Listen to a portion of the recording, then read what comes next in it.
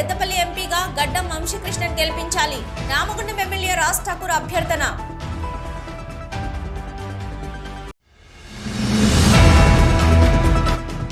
ప్రజలకిచ్చిన హామీలను నెరవేర్చడం చేతకాక గత ప్రభుత్వంపై నిందలు వేయడమే పనిగా కాంగ్రెస్ ప్రభుత్వం పనిచేస్తుంది.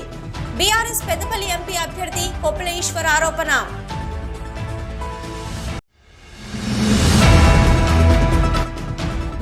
రామగుండంలో ప్రజాపాలన పేరుతో ప్రజాకంటక పాలన సాగుతుంది.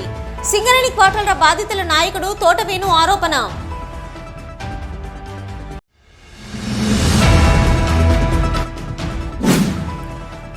పరులకు సేవ చేయాలన్న సేవా దృక్పథంతో ముందుకు సాగుతున్న శ్రీ సీతారామ సేవా సమితి ప్రతి ఒక్కరికి అండగా నిలవాలి. శ్రీ సీతారామ సేవా సమితి సభ్యురాలు గోలివాడ చంద్రకళ, సేవాకర్త మడిపల్లి మల్లేష్ సూచన.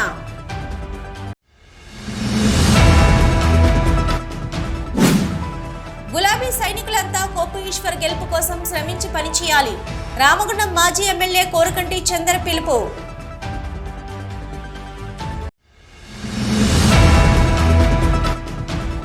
బహుజన నాయకునిగా బీఎస్పీ ఎంపీ అభ్యర్థిగా పోటీలో ఉన్న తనను ప్రజలంతా ఆదరించాలి. బీఎస్పీ పెద్దపల్లి ఎంపీ అభ్యర్థి ఇరికిల్ల రాజనరసయ్య అభ్యర్థన.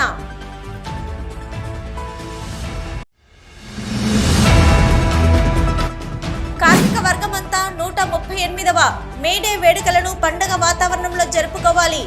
ఐఎఫ్టియు జిల్లా ఉపాధ్యక్షుడు చిలక శంకర్, పీఓడబ్ల్యూ అధ్యక్షురాలు కె జ్యోతి పిలుపు.